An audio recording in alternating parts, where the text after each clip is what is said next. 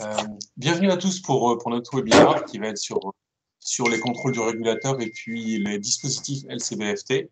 Nous allons, je dirais, ce webinaire va durer 1h30, de 18h à 19h30.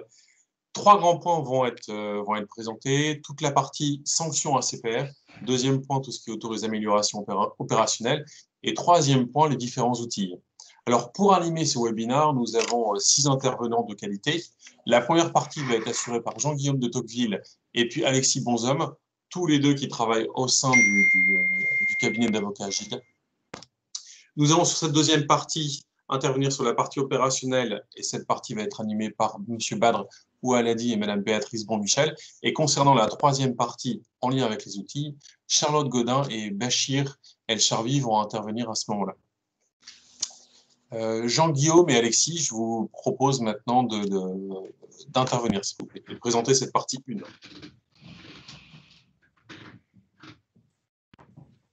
Merci Maxence. Est-ce que tout le monde m'entend? Oui, très bien. Oui. Donc, bonjour à toutes et à tous. Donc, je suis Jean-Guillaume de Tocqueville. Je dirige l'activité de droit des services financiers chez GIDE. Et nous intervenons essentiellement dans 3 domaines. Le premier, c'est celui du conseil réglementaire en droit bancaire et en droit des marchés financiers. Le deuxième, c'est celui du contentieux réglementaire, donc essentiellement ACPR et AMF. C'est ce qu'on appelle, que les anglo-saxons appellent l'enforcement. Et le dernier domaine, c'est celui du contentieux financier, contentieux judiciaire financier. Et nous avons travaillé ces dernières années sur des contentieux Madoff, crédit toxique, indices de marché ou autres. Et je vais vous faire cette présentation avec Alexis Bonhomme, qui fait partie de l'équipe, qui se spécialise aussi dans ces 3 domaines, et plus particulièrement sur la LCBFT, puisqu'il a notamment, il est docteur en droit et il a été l'auteur d'une thèse sur le LCBFT KYC, qui fait toujours autorité. Donc, nous allons parler pendant une vingtaine de minutes du décryptage juridique des dernières sanctions, des dernières décisions ACPR. Je vais vous parler plus particulièrement de l'environnement du contrôle et Alexis rentrera dans le côté le plus pratique du sujet, qui est celui du déroulé d'un contrôle et, pour parler en bon franglais, des 12 and don'ts au cours d'un contrôle. Alors, pourquoi partir des 2 dernières décisions de la Commission des sanctions de décembre 2020 pour 2 raisons. D'abord, ces deux décisions sont intéressantes parce qu'il n'y a rien eu, à cause du Covid, bien entendu, entre mars 2020 et décembre 2020. Donc, il y a eu ces 2 dernières décisions du mois de décembre, du coup, qui revêtent un intérêt plus important. Et puis aussi parce que la CPR attache beaucoup d'importance à l'aspect pédagogique de ces décisions, que c'est un aspect pédagogique d'ailleurs pour les contrôles aussi bien que pour les procédures disciplinaires. Et c'était un des dadas, je me souviens, de Bruno Martin-Laprade notamment, qui était le premier président de la commission des sanctions, et pour qui c'était très important, pour qui les décisions de la CPR, mais aussi du Conseil d'État, devaient pouvoir éclairer les professionnels sur ce qu'ils pouvaient faire ou ne pas faire. Alors, ces 2 décisions sont les suivantes. La première concerne une banque française qui avait plusieurs succursales en Europe et qui a écopé, si je puis dire, d'un blâme et de 500 000 € d'amende. Et la deuxième décision concernait un établissement de monnaie électronique et prestataire de services du paiement luxembourgeois intervenant en France en libre établissement via un certain nombre d'agents de PSP et eux se sont pris un blâme et 150 000 €. Et donc ces 2 décisions faisaient suite dans chaque cas à une série de contrôles auxquels les prestataires avaient été soumis.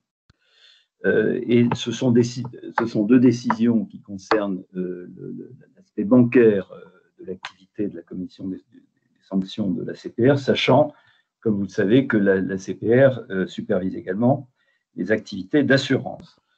Donc, premier point, il faut bien distinguer chronologiquement les contrôles de la CPR, qui sont décidés par le secrétaire général Ils peuvent être sur pièce ou sur place. Et nous allons parler ce soir des contrôles sur place. Et ces contrôles donnent lieu, en fin de procédure, si je puis dire, à un rapport et peuvent avoir, la lecture de ce rapport par le collège peut avoir pour conséquence l'ouverture d'une procédure disciplinaire à l'encontre de l'établissement, donc décidée par le collège de supervision de la CPR. Et ce qui est important de bien comprendre, c'est que tant ces contrôleurs que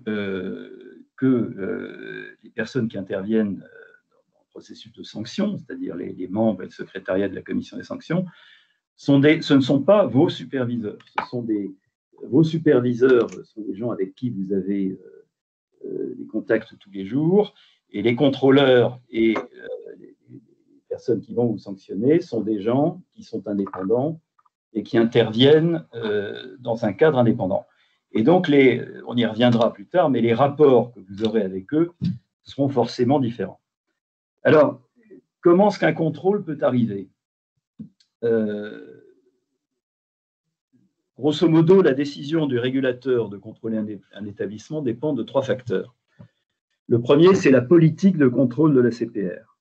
La CPR a un pouvoir de contrôle extrêmement large sur les établissements réglementés qui y sont assujettis, en ce compris, je le disais tout à l'heure, la jurisprudence, la bonne application de la jurisprudence de la CPR et du Conseil d'État, qui d'ailleurs donne lieu, une fois que c'est un peu consolidé, à ces fameuses lignes directrices que vous connaissez et qui sont en principe des communications interprétatives, mais en réalité qui clairement précisent et même peut-être ajoutent au corpus réglementaire applicable. Je dirais, sans insister, que la CPR agit aussi peut également agir dans un cadre de coopération internationale, c'est-à-dire qu'elle peut ou bien demander à ses homologues, Union européenne ou autres juridictions avec lesquelles elle a un accord, d'intervenir à l'étranger, ou elle peut inversement intervenir en France à la demande d'autorités étrangères. Donc, typiquement, les contrôles interviennent dans un certain nombre de domaines et je vous invite, si vous êtes préoccupé d'une manière ou d'une autre par le sujet, à vous reporter au rapport annuel de la CPR qui sont intéressants parce que, d'une part, ils font le point sur l'activité de contrôle et de sanction de l'année passée, mais aussi ils donnent les priorités de contrôle pour l'année à venir. Donc, au moment où nous parlons, nous n'avons pas encore les priorités de contrôle pour 2021, parce que le rapport n'est pas encore sorti. Mais si vous regardez les rapports ACPR des 3 dernières années, on voit un certain nombre de priorités qui sont cohérentes d'une année sur l'autre. La première priorité, c'est tout ce qui est fonds propres de contrôle. C'est tout ce qui est fonds propres et prudentiels.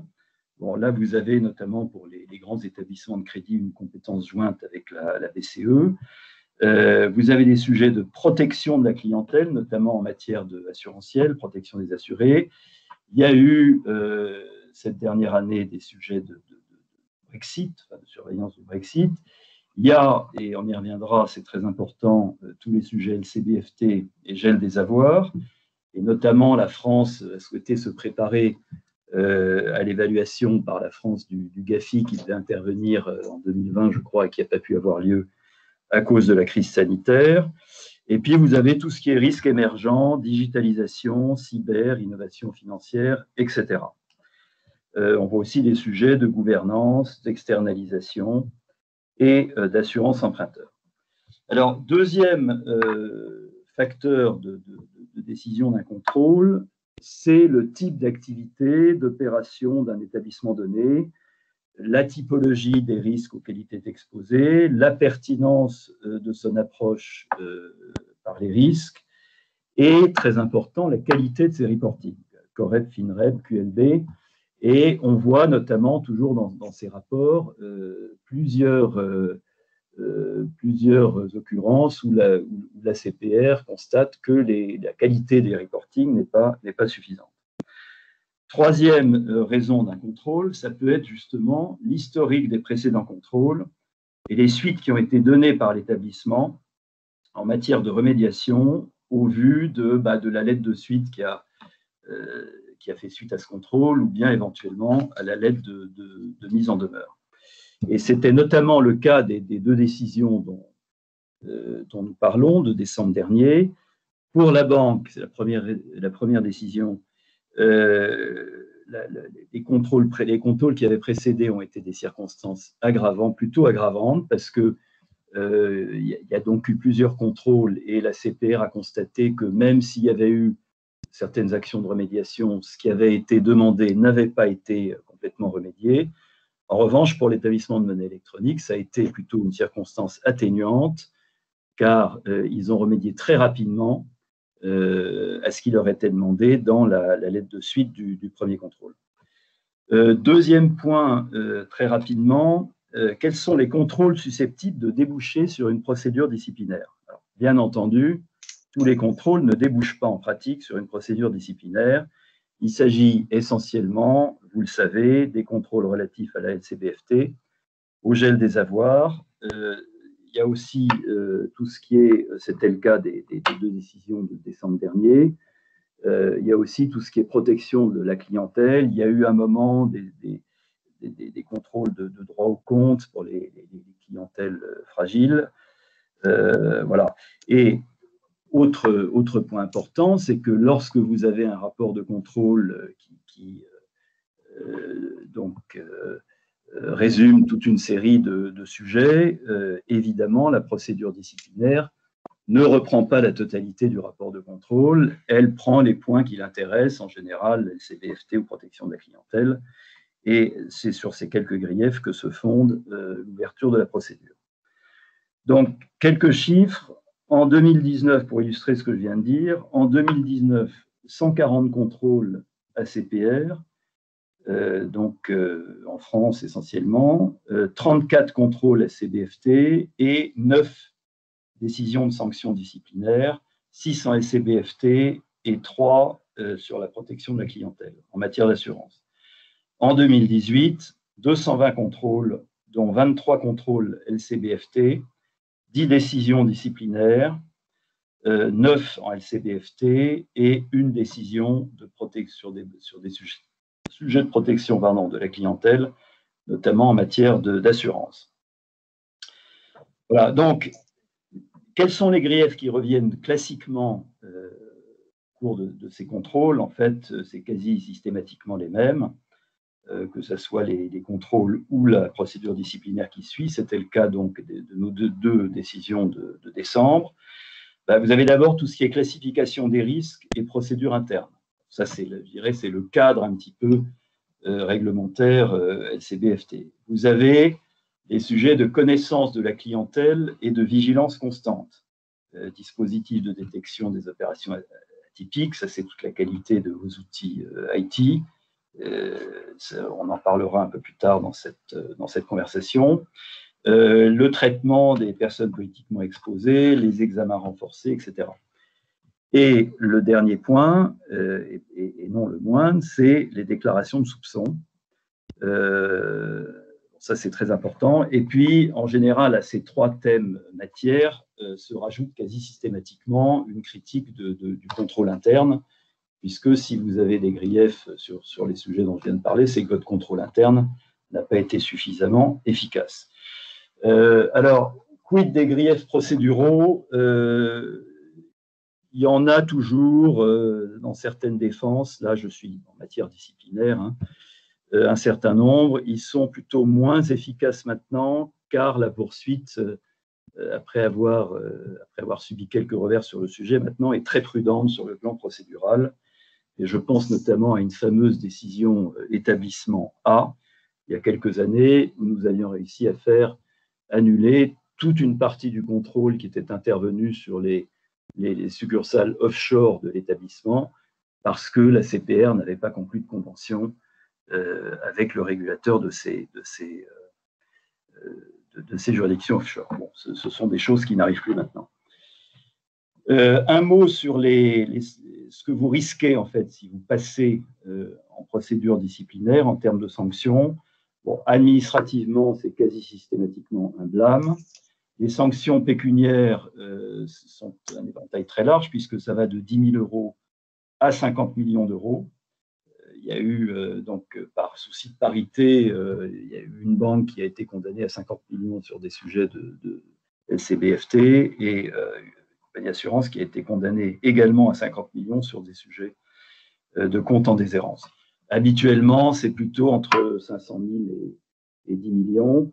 Il n'y a pas de tarif grief pas grief, comme par exemple en matière de concurrence, c'est en général une appréciation globale. Donc, sont pris en compte la gravité des griefs retenus, bien entendu, le chiffre d'affaires et les possibilités financières de l'établissement, et très important, on y reviendra, les mesures de remédiation mises en œuvre. Les dirigeants, quid des dirigeants personnes physiques, ils peuvent être aussi en principe condamnés, c'est rarissime. Personnellement, je ne l'ai jamais vu. La décision en général est publiée. Et en fait, comme vous le savez aussi, il n'y a pas en matière disciplinaire de décision en général de relax comme au pénal. On se bat en réalité sur le quantum de la sanction, étant précisé que sous l'influence de nos amis anglo-saxons, le quantum des sanctions est plutôt sur la période en hausse. Voilà, donc la gestion d'une procédure disciplinaire, ça a un coût, clairement, en matière de temps et d'énergie des collaborateurs, en matière financière, en matière réputationnelle, et donc il faut éviter de passer en procédure disciplinaire, et le meilleur moyen de l'éviter, c'est de se défendre le plus sérieusement et le plus professionnellement possible au moment du contrôle. Et notamment en matière de contrôle LCBFT, il faut toujours, lorsqu'on se défend sur un contrôle, garder à l'idée qu'on peut passer en procédure disciplinaire, et donc il faut faire attention à ne pas, dans la défense du contrôle, préempter d'éventuels arguments qui pourraient être développés par la suite en matière de procédure disciplinaire. Donc il y a un équilibre à trouver dans ces procédures de contrôle, et je laisse la parole à Alexis qui va rentrer sur les aspects plus pratiques du déroulement d'un contrôle. Voilà, donc on peut passer, donc oui, sur les slides, donc, pardon, est-ce qu'on peut revenir une seconde en arrière, s'il vous plaît? Encore? Voilà, donc là non, pardon, excusez-moi. Voilà, la suivante, s'il vous plaît. Voilà, donc là on y arrive, bon, c'est pas grave. Je passe la parole à Alexis sur les aspects pratiques du contrôle.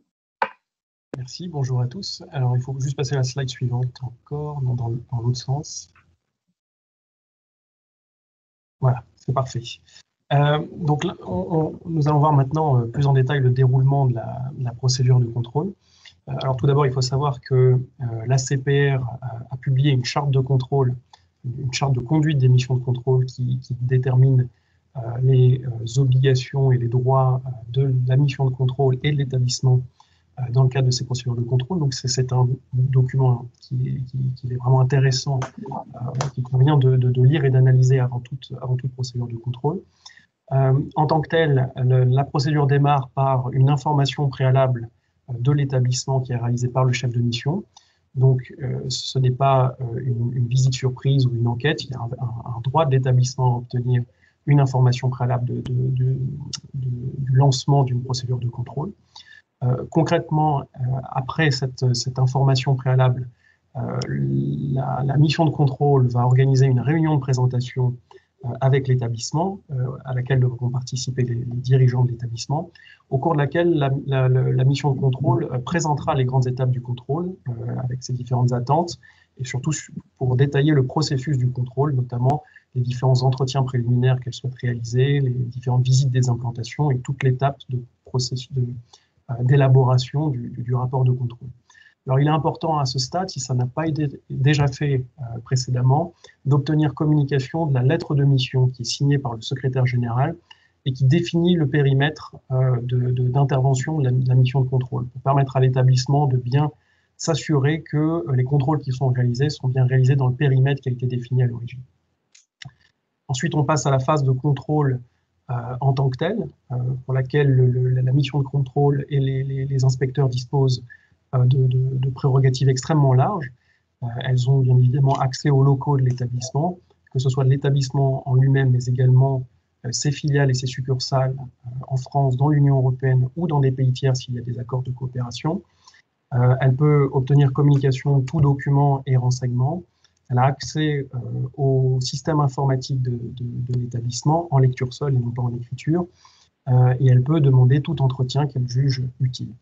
Alors, les contrôleurs, dans ce cadre, sont soumis à différentes obligations. Ils ont notamment l'obligation de tenir compte des contraintes d'exploitation de l'établissement.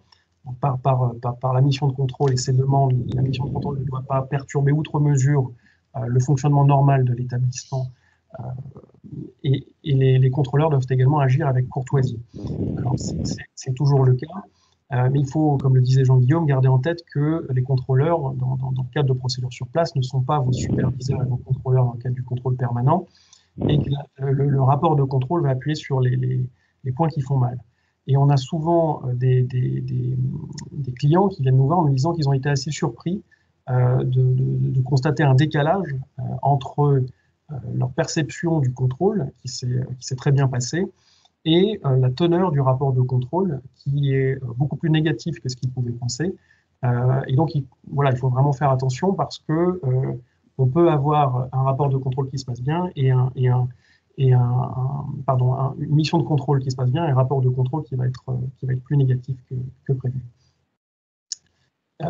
Après cette phase de contrôle au sein de l'établissement en tant que tel, qui peut durer entre 4 et 6 mois, la mission de contrôle va procéder à l'élaboration du rapport de contrôle.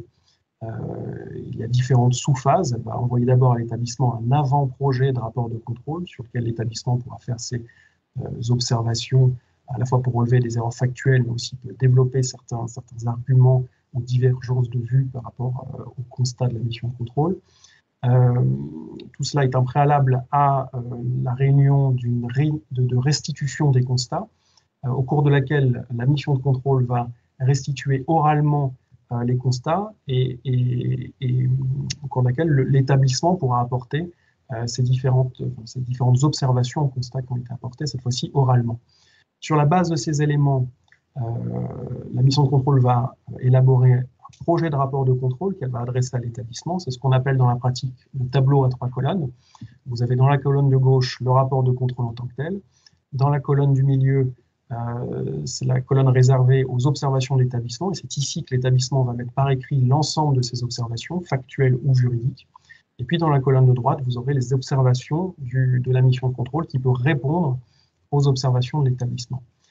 L'ensemble forme le rapport de contrôle définitif qui va être adressé à l'établissement et au secrétaire général qui, avec le collège de surveillance, décidera des suites à donner au contrôle et notamment décidera s'il y a lieu à une procédure disciplinaire. Alors, on peut passer à la phase suivante. On va voir maintenant quels sont les conseils que l'on peut vous donner. Alexis, oui, je me permets d'intervenir, il vous reste une toute petite minute, s'il vous plaît. 1 minute, d'accord. C'est court. Très Allez, bien. 2. Merci beaucoup. Donc, je vais être rapide. Donc, les différents conseils, c'est de s'organiser afin de faciliter les contrôles. Ça implique, bien évidemment, généralement de désigner une personne qui va être en charge de la coordination et qui va être le point de contact avec la CPR.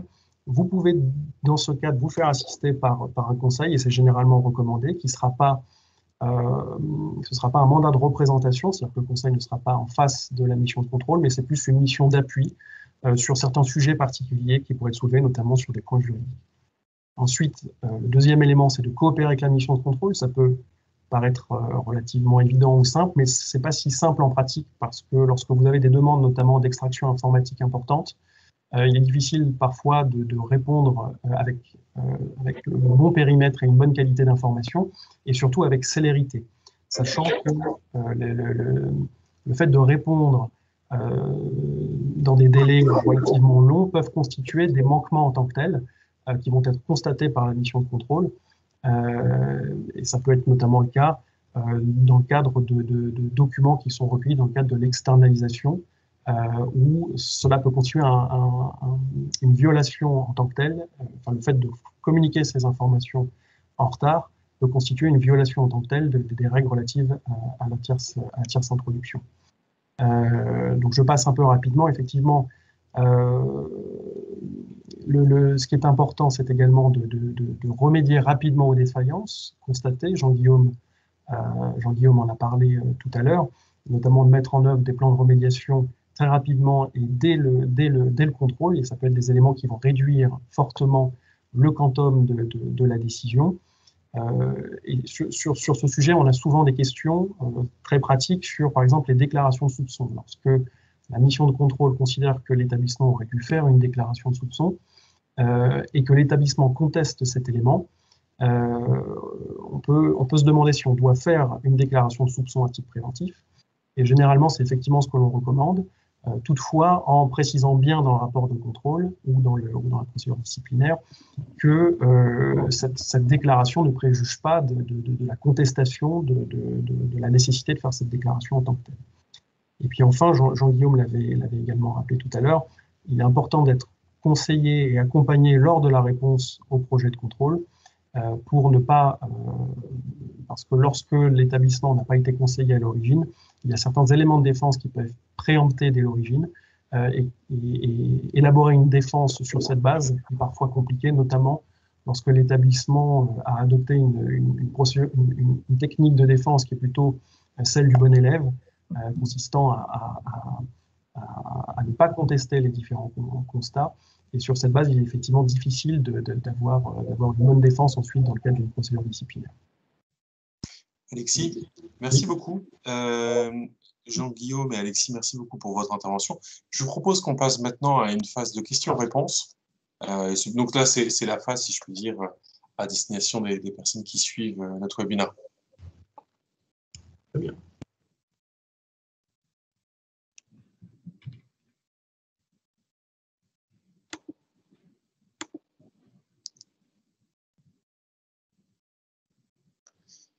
Alors, rebonjour à tous. Peut-être auriez-vous des questions à poser à nos intervenants? Maxence, les questions sont posées sur le chat ou directement oralement? Oui, ça peut être des questions par chat ou alors ça peut être des questions directement à l'oral, si je puis dire.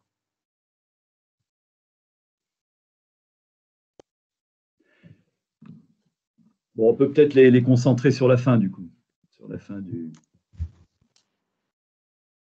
notre conversation. Ce que je vous propose au niveau des personnes qui assistent à ce webinaire, c'est peut-être de noter vos différentes questions au moment des slides, et puis on y reviendra régulièrement au cours de notre échange.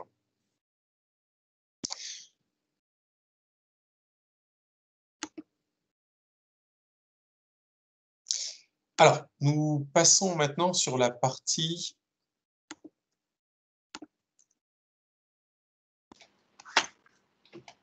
la deuxième partie, toute la partie opérationnelle. Très bien, on est confronté à une partie, je dirais, des sanctions et autres. Comment fait-on? Alors, M. Badr Oualadi et Mme Béatrice Bonmichel vont nous présenter cette partie. Merci à vous. Merci Maxence. Bonjour à tous. Badr Oualadi, associé cofondateur du cabinet Montagne Advisory, spécialiste lutte anti-blanchiment. Nous accompagnons les établissements de crédit et d'assurance dans leurs projets ou chantiers de mise en conformité réglementaire, mais également dans le cadre de leur plan de remédiation, justement suite aux procédures disciplinaires ou tout simplement suite à un contrôle de la CPR. Je remercie Jean-Guillaume et Alexis pour leur intervention et effectivement à la lecture des dernières décisions de sanction et plus généralement des dernières décisions publiées ces dernières années, on arrive à une certitude qui est celle que l'approche par les risques est vraiment au cœur des dispositifs de lutte anti-blanchiment. Et pour compléter cette approche par les risques, nous avons recours à plusieurs sources documentaire et de réglementation, des sources réglementaires, des sources d'échange de place, de l'approche par le groupe, de l'approche groupe dans le cadre d'une vigilance consolidée et également d'une évaluation interne. Et puis, ce qu'on a constaté aussi à la lecture de la dernière décision de sanction, c'est que lorsque l'établissement décide de coter une activité, une typologie d'opération dans un niveau de risque quelconque, il ne peut pas aller à l'encontre de ce qui est prévu par les textes réglementaires et essayer de son propre chef de réduire le niveau de risque qui pourrait être perçu autrement soit par les autorités, soit au niveau national, au niveau européen et au niveau international. Et on a vu dans la décision de sanction qu'il y a eu des renvois soit vers des publications du GAFI ou vers des publications de la Commission européenne ou voire même du comité de Bâle. Ce qu'on peut dire à ce sujet-là, c'est que on constate une véritable parfois déficience de la formalisation du rationnel qu'on va avoir pour pouvoir défendre notre position, ce qui peut parfois nous permettre de justifier notre position, c'est d'avoir une explication cohérente qu'on pourrait donner aux inspecteurs, à l'autorité en cas de contrôle, pour justifier, puisqu'il nous appartient de bien maîtriser notre activité, notre organisation, et donc nos zones de fragilité, mais aussi en face les mesures d'atténuation qu'on va mettre en place, et nous sommes les mieux placés pour pouvoir les expliquer, soit être conformes totalement à 100% à l'ensemble des textes qui bougent sans cesse, soit donner cette explication-là qui doit être formalisée. Et des fois, c'est là où ça pêche un petit peu. On a un manque de formalisation, de documentation de cette approche par les risques. Concrètement, ce qu'on attend par un dispositif très opérationnel, si on peut passer à la slide suivante, c'est un circuit, un enchaînement d'étapes, plutôt celle d'après. Alors ça, c'est effectivement les différentes sources de réglementation qu'on peut avoir pour pouvoir alimenter notre dispositif et notre approche par les risques. Et puis justement, dans cet environnement basé sur une approche par les risques, on va commencer par le point clé, le point d'entrée du client, à savoir l'identification du client. L'identification du client, toute la partie KYC à l'entrée en relation, selon l'approche par les risques, selon la classification, en s'appuyant sur les outils de cotation des risques qui vont tenir compte, bien entendu, des fameux 5 axes, l'axe client, l'axe produit, l'axe canaux de distribution, l'axe zone géographique et l'axe opération, tout au long de la relation d'affaires, et puis le cas particulier de la requalification des clients occasionnels en relation d'affaires. Cette identification concrète et correcte des clients et cette connaissance parfaite de la relation d'affaires va nous permettre de disposer d'une base client fiable et actualisée, donc régulièrement, et documentée, laquelle va nous permettre de dérouler tout le volet vigilance constante dans une approche, encore une fois, logique et qui relève du bon sens, bien entendu, qui s'appuie sur des paramètres de surveillance et de vigilance qu'on doit adapter, qui génèrent des alertes, des scénarios de profilage ou de monitoring des transactions, avec des procédures qui doivent être claires et opérationnelles pour les utilisateurs.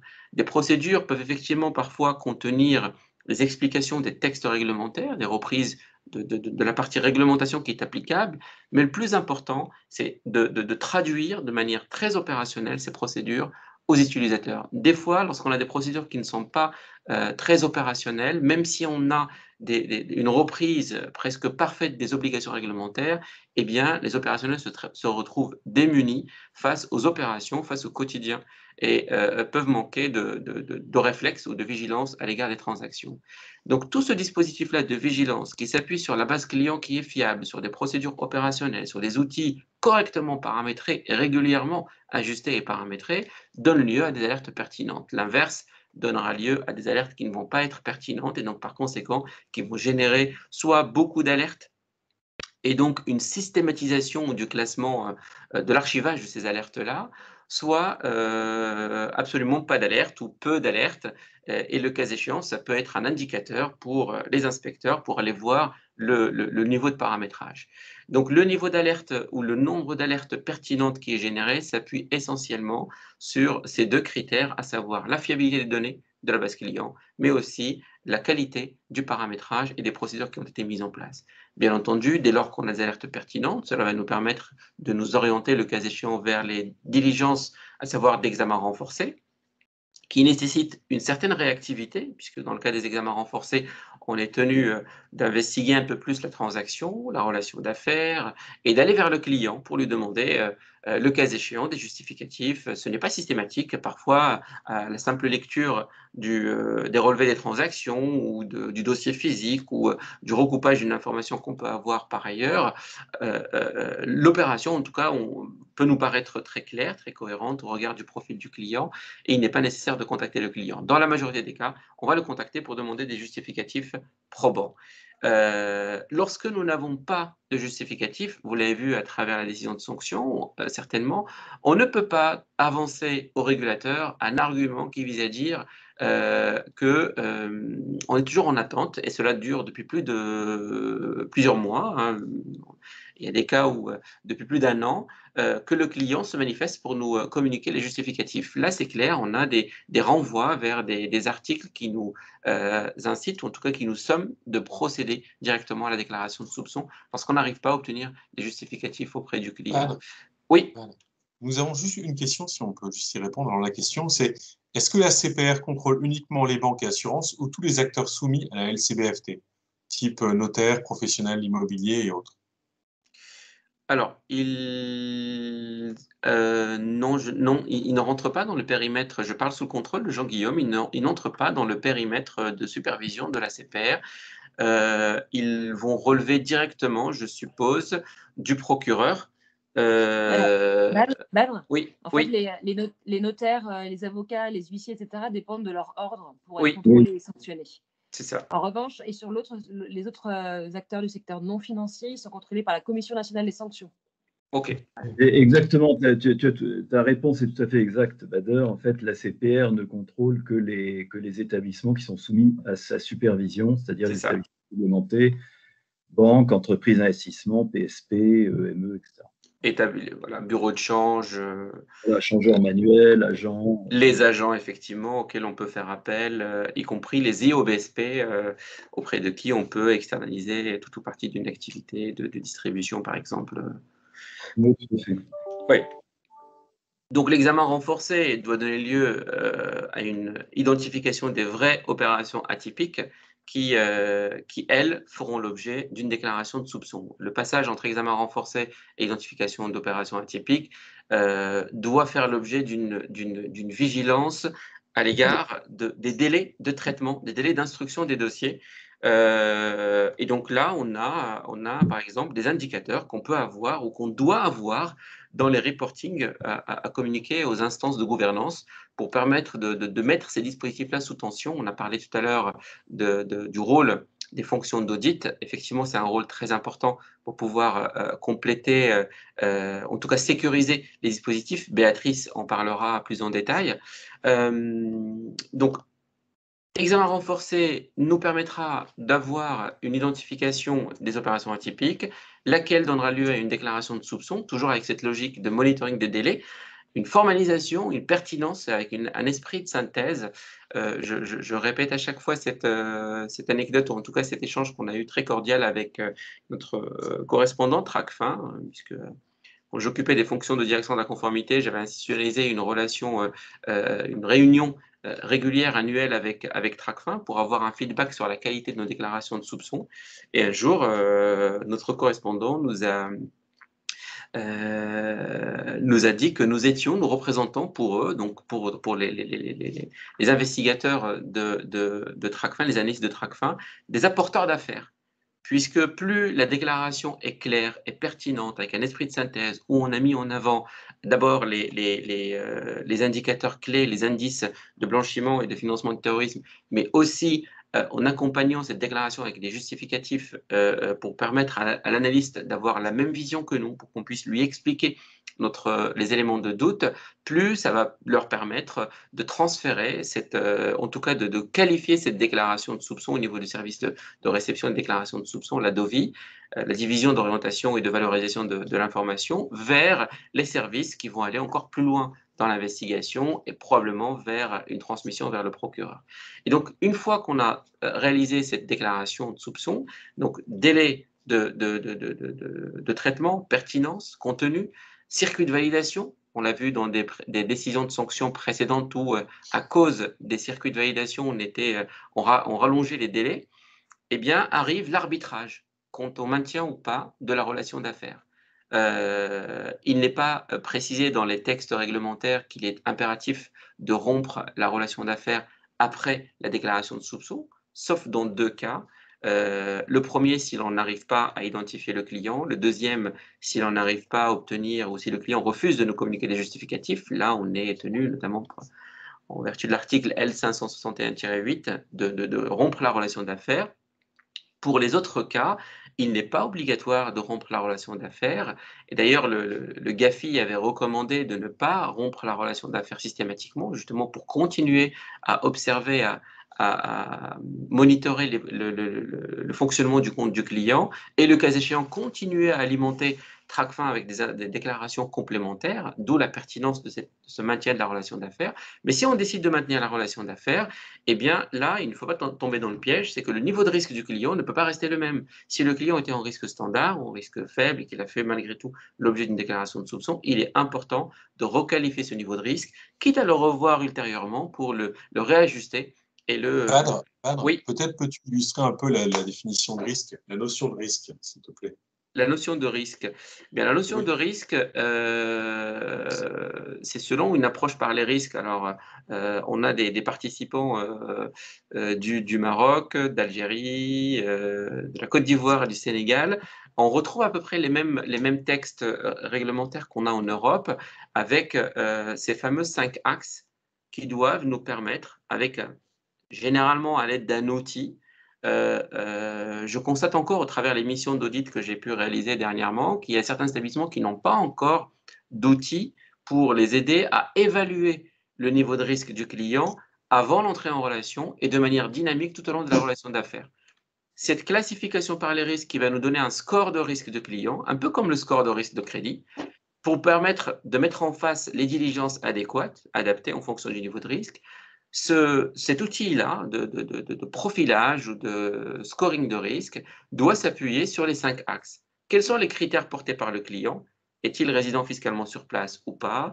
Est-il personne politiquement exposée ou pas? A-t-il fait l'objet d'une déclaration de soupçon? On peut intégrer d'autres critères de type personne physique, personne morale, segment client, si on a une particularité, une exposition particulière par rapport à des segments clients particuliers. On peut ajouter aussi l'ancienneté de la relation d'affaires. Chaque établissement va établir sa propre classification par les risques selon sa propre typologie de clientèle. Ça, c'est les axes clients. Ensuite, on va avoir un axe produit. Quels sont les produits auxquels ce client a souscrit? Et en fonction du niveau de criticité ou niveau de risque porté par le produit, on va faire une combinaison. Par exemple, on peut avoir un client qui, selon les critères portés par le client, peut avoir un risque élevé, potentiellement, mais s'il souscrit un produit qui est très faible ou faible, eh bien, la combinaison des deux va faire que la relation va être en risque faible, par exemple, ou en risque standard. Tout cela, bien entendu, doit être formalisé. Quand j'ai parlé tout à l'heure de formalisation de documentation, pour chacun des critères, si on doit attribuer un niveau de risque, on doit donner dans notre note méthodologique par les risques, par exemple, que ce critère-là, il est au niveau de risque élevé parce que c'est un critère réglementaire et voici la référence. Il est au niveau de risque standard parce qu'il n'y a pas de texte qui s'y oppose. Il est au niveau de risque faible parce qu'on peut, selon tel ou tel texte, le mettre en risque faible. Ainsi de suite, on va mettre les 5 axes. On va ajouter donc les produits et services, les canaux de distribution. Un client dont l'entrée en relation a été faite en face à face va représenter moins de risques qu'un client dont l'entrée en relation a été faite à distance, par exemple, ou via un tiers introducteur. Si on a plusieurs tiers introducteurs, on peut affecter une cotation risque particulière selon le tiers Si le tiers, par exemple, n'a pas réussi un contrôle, qu'on a fait dans le cadre des PS2E, on peut augmenter le niveau de risque des clients qui proviennent de ce tiers-là avant d'aller vers une rupture de la relation avec ce tiers, par exemple, ce tiers introducteur, ainsi de suite. Donc voilà, cette approche par les risques globales doit nous permettre d'avoir un score client qu'on peut mettre en 3 niveaux, faible, standard, élevé. Après, vous avez des établissements qui vont avoir, par exemple, une disparité des clients assez hétérogène, où on va avoir, par exemple, peu de clients en risque faible, peu de clients en risque élevé, et la majorité des clients en risque standard. Là, pour le coup, l'approche par les risques n'est pas tout à fait fine, n'est pas adaptée à l'établissement, et donc il convient peut-être d'affiner, de créer des segments intermédiaires, ce genre de choses. Donc là, c'est vraiment une transposition opérationnelle. Les régulateurs, les inspecteurs apprécient beaucoup l'effort qui va être fait par l'établissement pour pouvoir démontrer qu'on a personnalisé l'approche par les risques en tenant compte de l'ensemble des textes réglementaires pour pouvoir aboutir à ce scoring de risque. Sinon, il n'y a pas d'approche par les risques, et on est dans une approche par les seuils. Bien, donc tout ce dispositif-là, d'une manière générale, s'appuie sur 3 composantes clés qui sont les hommes, les outils et les process. Les hommes, niveau de qualification, niveau de compétence. On a vu une dernière publication de la CPR qui évoque ces 2 vertus cardinales. Les outils, le niveau de paramétrage qui doit être régulièrement actualisé. On l'a vu avec la crise du Covid où le fonctionnement des comptes clients a forcément changé. Et donc, quand le fonctionnement des comptes clients a changé par rapport à la période, eh bien, de fait, les scénarios de surveillance qui sont implémentés ne sont plus adaptés et donc deviennent obsolètes. Et donc, le paramétrage des outils, là, je n'ai parlé que des outils de profilage, de monitoring et de classification, mais il y a aussi les outils de filtrage à l'encontre des personnes frappées de gel des avoirs ou des personnes politiquement exposées, où on doit éviter l'exact match. Et puis les processus, c'est-à-dire la formalisation de tous les dispositifs qui sont mis en place. La clé de voûte aussi de l'ensemble de ce processus ou ces processus de lutte anti-blanchiment est la base client. Avec une base client qui est fiable, actualisée, documentée, tout peut tenir la route. Dès lors que la base client n'est pas fiable, eh bien, tous les dispositifs qu'on va superposer ne serviront pas à grand-chose. Donc, voilà ce que j'avais à dire sur la partie donc, processus lutte anti-blanchiment. Et puis, sur la partie décision des sanctions, on l'a vu, l'aboutissement d'un processus de lutte anti-blanchiment, c'est bien évidemment d'abord la vigilance, bien entendu, pour essayer d'éviter l'utilisation du système financier à des fins de blanchiment de capitaux. Mais pour nos établissements, c'est de porter à la connaissance de Tracfin l'information quant à une opération atypique ou un comportement atypique ou un client atypique ou une bande organisée, une filière de blanchiment. Voilà. Merci. Badr. Peut-être merci pour ton intervention. Peut-être une question pour Béatrice. On a une question concernant le nouvel arrêté du 6 janvier 2021 relatif au dispositif de contrôle interne en matière de LCBFT. Béatrice, peut-être as-tu connaissance de ce nouveau dispositif du 6 janvier 2021 ? Bien sûr. Et comment la CPR va-t-elle se comporter vis-à-vis des banques, assurances et autres, établissements de crédit ? Bien sûr. Alors, l'arrêté, maintenant, effectivement, commence à être pas mal connu, on va dire, des différents établissements. Peut-être, Badr, tu veux ajouter un mot par rapport au dispositif, justement, que tu as évoqué. Quel est peut-être le gap par rapport avec cet arrêté et même si le gap, honnêtement, est relativement faible, et ce que tu as pu présenter comme dispositif. Tu veux en dire un mot ou alors, on est effectivement, mais vraiment très rapidement, pour ne pas empiéter sur la partie audit, je sais qu'elle est très attendue aussi. On est globalement dans du renforcement, on est dans de la transposition de la 5e et 6e directive bientôt en matière de lutte anti-blanchiment. Les 2 mots-clés, c'est le renforcement de l'approche par les risques, le renforcement des diligences à l'égard des personnes qui pourraient être frappées de gel des avoirs, donc avec tout ce qui en découle en termes de système. J'ai vu une question sur est-ce qu'il y a une obligation d'automatisation. De plus en plus, on voit des textes qui parlent d'automatisation. Dans les publications ou lors des conférences réalisées avec l'ACPR, il a été clairement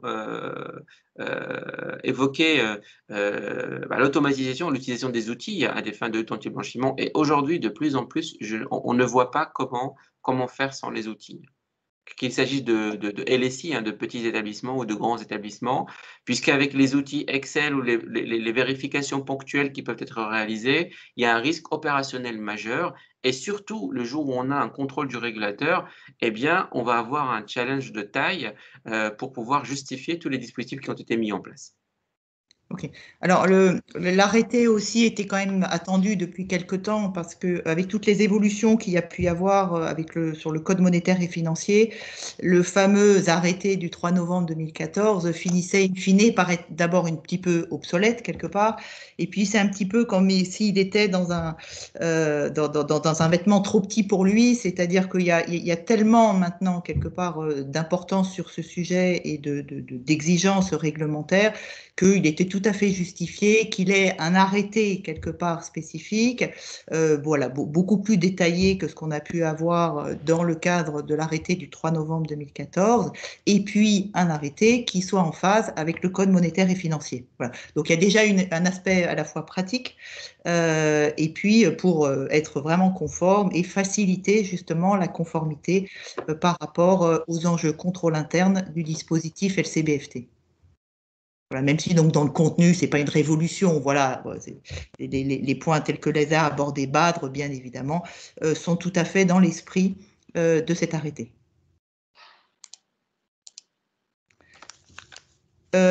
Du coup, on va peut-être passer, comme l'heure tourne et que Badre a été très complet sur justement les enjeux des dispositifs et la partie organisationnelle. On va peut-être passer directement donc à la partie de l'audit, de la démarche de l'audit interne. Alors, pourquoi est-ce qu'on a fait le choix d'avoir un petit zoom quelque part sur la démarche d'audit? Eh bien, tout simplement parce qu'il est quand même préférable que ce soit l'audit interne qui détecte les dysfonctionnements avant que ce soit bien évidemment le superviseur qui le fasse. Et à ce titre, toutes les démarches d'audit interne sont toujours très intéressantes pour les instances de gouvernance parce qu'elles commencent elles les aident en fait à comprendre et puis à les habituer quelque part à pouvoir répondre rapidement, à s'assurer aussi qu'elles ont bien un dispositif avec une bonne traçabilité. Et c'est donc mieux que tu peux peut-être juste rappeler en 2 mots, s'il te plaît, le rôle de l'audit? Alors, l'audit interne, donc en tant que troisième ligne de défense ou de maîtrise, et donc a l'objectif, si on reprend des définitions un petit peu théoriques, d'apporter l'assurance raisonnable que le dispositif de gouvernance et de maîtrise des risques va permettre la réalisation des objectifs donc de l'entreprise, mais des établissements de façon plus spécifique. Et donc, l'audit interne vient compléter. C'est donc dans l'arrêté du 3 novembre, on parle de contrôle périodique par rapport à une périodicité de la démarche de l'auditeur et vient compléter le contrôle permanent qui va s'appuyer sur la première ligne et la deuxième ligne donc de maîtrise. Voilà, juste en 2 mots, voilà, sur cette partie audit interne qu'on appelle aussi donc troisième ligne de défense ou troisième ligne de maîtrise en complémentarité donc avec les lignes de N1 et 2 et avec le contrôle permanent. Voilà. Alors, sur cette partie démarche d'audit interne, bien c'est simple, c'est là où les auditeurs aiment bien aussi quelque part les sanctions parce qu'on s'en inspire, bien évidemment. On s'en inspire parce que la démarche du superviseur est très intéressante et voilà, et du coup permet de structurer les démarches en interne. Le premier élément qui va être structurant, c'est la manière dont on va répartir les thèmes d'audit et comment on peut structurer donc sa mission d'audit interne sur le sujet LCB-FT. La façon, quelque part, la plus simple de la structurer, c'est tout simplement de faire un petit peu comme fait le superviseur, c'est-à-dire de partir des grands thèmes de la réglementation et de le faire comme l'a fait Badre précédemment. C'est-à-dire qu'il y a un premier gros sujet qui est forcément tout ce qui est gouvernance, organisation, etc., où on va intégrer notamment tout ce qui est cartographie, ressources, compétences, procédures, cadre procédural, etc., enjeux de supervision. Il y a un deuxième thème qui s'impose naturellement après, notamment ce que nous a présenté Badre, c'est le thème sur la classification des risques, hein, sur lequel, on l'a vu, il y a généralement un petit sujet lorsqu'il y a une sanction. Le troisième thème, c'est tout ce qui est relatif à l'entrée en relation, qu'a aussi présenté Badre.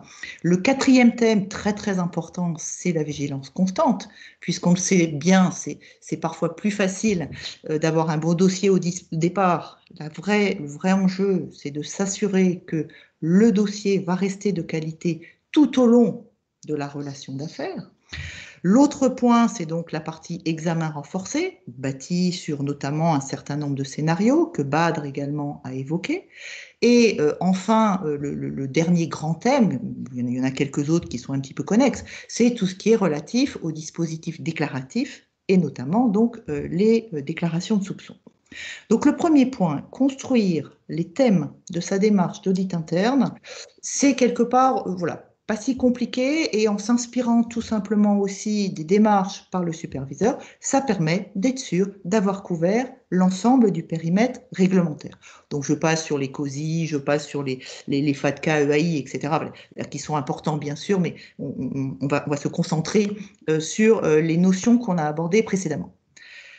Deuxième point important, et c'est quand on démarre une mission d'audit sur ces sujets-là, où il y a souvent beaucoup d'informations, où on a cette fameuse approche par les risques, le rôle des requêtes va être très important.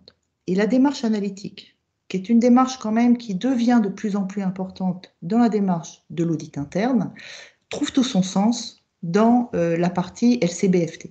C'est-à-dire qu'il est important d'utiliser assez rapidement dans la démarche des requêtes, ou voilà, tout ce que vous avez comme outil plus ou moins sophistiqué, pour aller prendre les comptes les plus actifs, les clients qui ont les plus gros montants, la récurrence de certains secteurs économiques, d'aller prendre aussi des libellés, ou un certain nombre, par exemple, de catégories socio-professionnelles ont des libellés voilà, un petit peu atypiques. Est-ce qu'il y en a beaucoup, etc.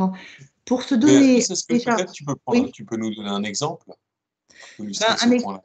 Un exemple, c'est que dans les grands établissements, et c'est généralement d'ailleurs là-dessus que se base d'ailleurs un certain nombre de scénarios, il est intéressant d'aller regarder, une fois qu'on a bien compris l'activité de l'établissement, où se trouve la norme quelque part. Donc ça peut être ce que je disais, regarder s'il y a des concentrations dans certains secteurs économiques, est-ce qu'il y a des concentrations sur certains pays, d'aller prendre les numéros 1 en termes de volumétrie, d'aller prendre peut-être les numéros 1 sur certains types d'activités, d'aller prendre, donc je disais, les gros montants. Tout ça, ça va dépendre aussi, c'est un peu difficile, là je donne quelques exemples, mais c'est vraiment tellement contingent à l'activité de l'établissement, parce que bien évidemment la démarche d'audit doit être adaptée et proportionnelle aux enjeux derrière, que voilà, que je donne quelques exemples comme ça, mais l'idée c'est vraiment de pouvoir soi-même déjà en tant qu'auditeur se faire une idée quelque part, pas forcément de la typicité, mais de la concentration éventuelle dans une démarche donc analytique. Le troisième point important qu'a évoqué Badre, c'est bien évidemment l'approche par les risques. L'approche par les risques, comme toute démarche d'audit, est importante. Elle l'est encore plus dans celle relative à la LCBFT, avec un avantage en LCBFT, c'est qu'on a notamment la classification des risques, qui sera dans la démarche d'audit un des éléments fondamentaux pour arriver après à avoir une démarche adaptée. Et donc, quand on va parler notamment de facteurs de risque, les facteurs de risque de l'activité par rapport à la LCBFT, c'est en toute logique ce qu'on va retrouver dans la classification des risques. Et c'est pourquoi, tel que l'a présenté notamment Badre, quand on réalise une mission d'audit, un des premiers documents qu'on va aller regarder, quelque part, une fois qu'on a compris l'activité, c'est la classification des risques, pour s'assurer qu'elle est bien en phase avec, d'une part, l'activité de l'établissement, mais aussi sa stratégie, bien sûr. Et être sûr que la manière dont elle est construite, la manière dont elle identifie les circuits de distribution, la clientèle, etc., là, c'est bien pertinent par rapport à l'ensemble du périmètre. Et donc, ce n'est pas surprenant que cette classification des risques fasse l'objet parfois de griefs, parce que c'est le cœur du sujet. Oui. Il va te rester une petite minute et après on passera sur la partie outils. Et ben, du coup, je vais pouvoir aller rapide parce qu'une fois qu'on a vu l'enjeu de la classification des risques, on arrive naturellement aux échantillons. La construction d'un échantillon pour l'auditeur est un point fondamental. L'échantillon aujourd'hui, et on le voit bien dans les différentes sanctions, ce n'est pas une question de volumétrie. Il suffit de un ou deux dossiers qui sont incomplets, mais qui sont significatifs en termes de risque pour que ce soit inadmissible, quelque part. Et donc, la construction des échantillons va se baser notamment sur la classification des risques. Et parce que, par définition, la classification des risques correspond aux facteurs de risque de l'activité et de l'établissement. Avant-dernier point, la cartographie des risques. La cartographie des risques à ne pas confondre avec la classification des risques. La cartographie des risques et le contrôle permanent sont sans doute pas les premiers éléments à les regarder tant qu'on n'a pas compris l'activité et ses facteurs de risque. Parce que sinon, ça ne va pas parler, enfin, savoir si les contrôles sont bons, pas bons, etc. Enfin, dans l'absolu, ça ne va pas donner beaucoup d'informations. En revanche, une fois qu'on a une bonne compréhension de l'activité, de classification des risques et de quelques autres éléments, alors oui, on peut commencer à s'intéresser à la cartographie des risques et également aux enjeux, après, bien évidemment, de contrôle permanent.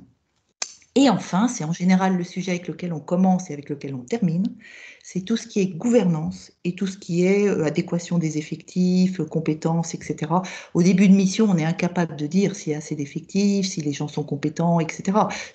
D'abord, est-ce que c'est grave? Voilà. Donc, on ne peut répondre à cette question qu'à la fin, en fait, de la démarche d'audit, enfin, à la fin de la prise de connaissance, quelque part, où on pourra, du coup, s'intéresser de manière plus précise à ces enjeux de ressources et d'organisation. Est-ce que l'organisation est adaptée par rapport à tous les éléments qu'on aurait pu appréhender précédemment dans cette phase de prise de connaissance de la démarche d'audit.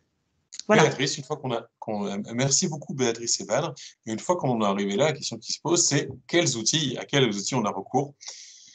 Juste une question que se posent certains participants, c'est qu'effectivement, il y aura une rediffusion de notre intervention, enfin de l'intervention. Donc, vous pourrez revisionner la vidéo. Donc, maintenant, on a la chance d'avoir Charlotte et Bachir qui vont nous présenter les différents outils conformité. On a parlé d'un certain nombre de points. On arrive dans la partie dure et outils. À vous de jouer. Oui, la partie 2. Bonsoir à tous. Donc, je m'appelle Charlotte. Je suis. On peut passer à la slide suivante. S'il vous plaît, Maxence. Bon, voilà, Charlotte. Super, merci. Donc, bonsoir à tous. Je m'appelle Charlotte. Je suis la fondatrice d'un cabinet de conseil tout petit, rien à voir avec le cabinet de Badr, qui s'appelle Conformément Vôtre, qui existe depuis 2011 et qui a vocation à accompagner les entreprises sur les problématiques de compliance et principalement sur la lutte anti-blanchiment. Et en 2018, je me suis dit qu'il était temps de créer une deuxième entreprise parce que je dormais un peu trop la nuit. Et donc, j'ai eu l'idée de créer AML Factory, qui est une RegTech qui aide les entreprises à mieux lutter contre le blanchiment et le financement du terrorisme. Maxence, je vais vous demander de passer à la slide suivante, s'il vous plaît. Alors, les enjeux que nous, on a identifiés, je ne sais pas si vous connaissez ces chiffres, mais ils sont assez impressionnants. En 2019, vous, institution financière européenne, vous avez dépensé 117 milliards d'euros pour faire face à vos obligations en lutte anti-blanchiment. En fonction de la taille de votre entreprise, il y a bien sûr des écarts, mais en moyenne, ça fait 3,3 millions par entreprise. C'est quand même assez conséquent. Il a été aussi démontré que chacun de vos ETP perd 8,5% de son temps de travail à cause de la charge administrative liée à l'AML. Donc, ça fait quand même 25 secondes, 1 minute 25 secondes toutes les 10 minutes. Pas mal. Et malgré tout, eh bien, vous continuez à vous faire sévèrement sanctionner avec des sanctions qui montent jusqu'à 9 chiffres. Il paraît qu'on n'a pas cité des noms, donc je ne citerai pas de noms. Mais notamment à l'étranger, il y a quand même beaucoup de sanctions qui en Europe qui tombent à 9 chiffres. Et donc, la question qu'on s'est posée, c'est pourquoi, malgré toutes ces dépenses, malgré toute cette énergie, toutes ces ressources que vous y consacrez, les sanctions sont-elles toujours aussi sévères? Est-ce qu'on peut passer à la slide suivante, s'il vous plaît? Ce que nous, on en a compris, ce qu'on a identifié et analysé, c'est qu'il existe encore aujourd'hui une décorrélation entre ce que dit la réglementation, donc ce que contrôle le régulateur et ce sur quoi se base le régulateur pour fonctionner, ce qui est écrit, décrit et formalisé dans vos normes internes, et ce qui est déployé au niveau de vos outils et de vos process opérationnels. Ce qui fait que, puisque tout ça est un peu décorrélé, il y a des grandes difficultés de pilotage, parce que vous manquez d'indicateurs fiables et de la qualité des données dont parlait justement Badr un peu plus tôt, mais aussi une difficulté d'affiner votre politique de conformité en la matière. Et donc la question qu'il se pose, en passant à la slide suivante, s'il vous plaît, c'est est-il possible de réconcilier ces trois prismes? Eh bien la réponse, à notre sens, c'est oui. Slide suivante. Oui, en tout cas, c'est ce qu'on a souhaité faire avec AML Factory et on a créé le premier AML Officer augmenté du marché. Je vais vous faire l'affront et je m'en excuse par avance de vous rappeler ce que c'est qu'un AML Officer, mais c'est important de comprendre ce que c'est pour comprendre ce que fait notre plateforme. D'abord, le premier rôle d'un AML Officer, c'est d'être capable d'établir un diagnostic du niveau de conformité de la structure. Ça, c'est notre module diagnosticien qui est en charge de ça et qui, comme l'a très justement fait remarquer Béatrice, nous sommes partis des grandes thématiques de la réglementation et notamment du QLB établi par la CPR et de ces 7 thématiques principales pour définir une matrice de contrôle de 800 questions, donc 800 points de contrôle qui nous permet aujourd'hui en 20 secondes d'établir le niveau de conformité d'une structure à ses obligations réglementaires. Et ce diagnosticien, il sous-tend toute notre plateforme, puisqu'on a modélisé toute la réglementation, tous les process, tous les référentiels qui permettent ensuite de pouvoir être déployés d'un point de vue opérationnel dans nos autres modules. Le deuxième rôle d'un AML Officer, ça va être de maintenir les procédures, les normes et de veiller à leur mise à jour en fonction des évolutions réglementaires. Ça, c'est le rôle d'Amiral. Dans Amiral, on permet à nos clients de passer d'une procédure papier à une procédure dans un environnement digital sur lequel nous, on va lui poser une veille réglementaire augmentée pour déployer et intégrer les nouvelles normes et les nouvelles évolutions d'un simple clic. Et Amiral est aussi là pour récupérer. Charlotte, peut-être que vous pouvez développer la partie veille réglementaire justement dans votre tour de contrôle, Amiral. Alors peut-être que je peux terminer la présentation et après je fais un fil conducteur qui explique le mécanisme d'ensemble. Comme vous voulez. Avec une veille réglementaire, ce sera aussi simple. Le deuxième rôle d'Amiral est de récupérer des indicateurs des différents modules qu'on propose ou des outils opérationnels de nos clients chez qui on est connecté par API et donc qui permet d'avoir des indicateurs consolidés et des indicateurs permettant de piloter le dispositif, donc pour avoir un véritable pilotage du dispositif. Troisième rôle, en général, d'un AML Officer, notamment dans les petites structures, puisqu'il couple tous les rôles, mais même si dans les grands groupes, c'est plutôt chez différentes personnes, mais en tout cas, on a voulu avoir un rôle central de l'AML Officer. Le troisième rôle, c'est la partie KYC. Donc, constitution du dossier KYC sur la base d'une approche par les risques et qui aussi a vocation à faire vivre ces dossiers clients en fonction soit des évolutions du dispositif, normatif ou organisationnel, soit des évolutions du profil de la connaissance client qu'on peut en avoir. Ça, c'est le rôle de profiler. Quatrième rôle d'un AML Officer, c'est la partie identification des opérations atypiques, traitement de celles-ci pour pouvoir décider si c'est une opération effectivement atypique et douteuse qu'il faut ou pas déclarer aux autorités. Ça, c'est le rôle d'analyste. Une des autres casquettes d'un AML Officer, ça va être de former ses opérationnels et de s'assurer que ceux-ci sont bien informés de l'organisation, des règles, des dispositifs et des mécanismes d'escalade pour pouvoir traiter l'ensemble. Et enfin, même si souvent c'est décoloré du rôle de l'AML Officer, le dispositif de contrôle interne dont parlait précédemment les intervenants de Montaigne Advisory, c'est le rôle de Sentinelle qui va automatiser certains contrôles de premier et de second niveau sur le dispositif. Alors, pour pouvoir illustrer mon propos, je vais vous donner un exemple assez simple. Comme vous le savez certainement tous, le risque géographique est très important en AML et il est notamment utilisé à travers ce qu'on appelle les listes pays. Donc, les 4 catégories de pays qui sont liste blanche, l'Europe, globalement. Liste noire, les pays blacklistés par le GAFI et la Commission européenne, qui sont l'Iran et la Corée du Nord. La liste rouge, qui est constituée des pays à déficience stratégique définis par la GAFI, par l'Union européenne et éventuellement par chacun des États membres dans leur propre réglementation locale. Et la liste grise, donc en gros le ventre mou, tous les autres pays qui n'ont ni un risque spécifique, ni un risque allégé en la matière. Donc là, fin février, le GAFI va se réunir, il va mettre à jour sa liste des pays à déficience stratégique. Imaginons que l'Italie passe en liste rouge. Nous, notre rôle, chez les experts AML d'AML Factory, c'est de faire cette veille réglementaire pour nos clients. Donc, le jour où le GAFI publie sa liste, nous allons modifier dans notre back-office la catégorie d'appartenance de l'Italie, c'est-à-dire qu'elle va passer de la liste blanche à la liste rouge. Dans la foulée, tous nos clients sont notifiés, il y a une mise à jour des listes pays. Est-ce que vous souhaitez la déployer et l'implémenter? Nos clients peuvent décider de bypasser ce qu'on leur a proposé. Ils sont tout à fait maîtres de leurs règles, et encore heureux d'ailleurs. Et s'ils décident de l'intégrer, ils cliquent sur « Je valide », leur référentiel, leur procédure est mise à jour et versionnée, historisée dans le temps, ce qui leur permet de revenir à l'état de leur dispositif à une date antérieure.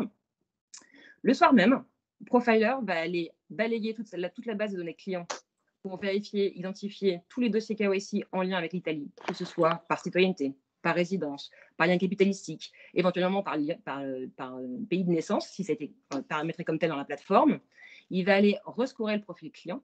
Et si le dispositif de notre client indique que, en cas de nationalité d'un pays en liste rouge, les due deals doivent passer en vigilance renforcée, ça va changer de niveau de vigilance. Et donc, dans ce cas-là, il va y avoir une nouvelle checklist complétée, donc de nouveaux documents et informations à récolter. Donc, dans ce cas-là, le dossier KYC vient se mettre en to-do chez la personne compétente pour ce niveau de risque, pour qu'il puisse envoyer un email à son client et demander des informations et documents complémentaires. Analyste va aller balayer toutes les transactions des opérations entièrement opérées avec l'Italie et les futures, bien sûr, à l'avenir, pour voir si une opération atypique a eu lieu avec ce pays-là et éventuellement donc déclencher une alerte pour pouvoir la traiter et éventuellement déclarer aux autorités. Teacher va aller transmettre l'information à tous les opérationnels de l'entreprise pour dire il y a une mise à jour de la liste pays, voilà ce que ça a comme impact opérationnel au niveau de nos procédures, de nos relations clients et des niveaux de vigilance qu'on va mettre en place. Et Sentinel va, elle, aller vérifier que ce qui s'est passé dans Amiral, donc la modification procédurale qui a été opérée, a bien été déployée jusqu'au bout de la chaîne opérationnelle. C'est-à-dire que Profiler, tous les dossiers clients ont bien été mis à jour, validés, que toutes les alertes qui ont été générées ont effectivement été traitées, clôturées ou déclarées, que les opérationnels ont suivi la formation annuelle dont ils étaient tenus de passer. Et tout ça, en fait, pour pouvoir faciliter l'ensemble et avoir un certain nombre d'indicateurs et un pilotage renforcé de la dispositif. C'est ce qu'on appelle la veille réglementaire augmentée. Je vais vous demander de passer au slide suivant. Globalement, pour faire simple, parce que je suis un peu rentrée dans les détails, mais on a 3 macro-fonctionnalités qu'on propose à nos clients, puisque celles-ci, les modules sont totalement décorrélables les uns des autres. C'est qu'on permet d'avoir une évaluation du niveau de conformité de notre client en temps réel, qui est donc basée sur notre matrice de 800 points de contrôle, du diagnosticien dont je vous parlais. On pousse une veille réglementaire augmentée qui permet de déployer très très rapidement dans le dispositif interne les nouvelles normes. Et on permet aussi donc de déployer de manière automatique toute modification réglementaire dans les process opérationnels. Résultat, pour nos clients, c'est en moyenne moins 40% de dépenses annuelles en moins. C'est un gain de productivité de plus 7%, puisqu'on arrive à diviser le temps de traitement manuel par 8. Et le risque de sanction, on plaît à dire qu'il est égal à 0. En tout cas, si ce n'est pas le cas, nos clients savent exactement pourquoi ils ne sont pas au top du top de la conformité. C'est une décision qu'ils peuvent avoir. Ça peut très bien être une décision business ou autre. Mais au moins, ils savent comment le corriger et ils peuvent le décorriger de manière automatique. Voilà ce qu'on fait chez AML Factory. Et je crois que j'ai fini. Oui, parfait. Merci beaucoup, Charlotte. Est-ce qu'on a peut-être des questions sur ce point-là, sur la partie outils automatisation? Juste, j'ai une question, si vous permettez. Oui. Oui, bien sûr. Oui, c'est...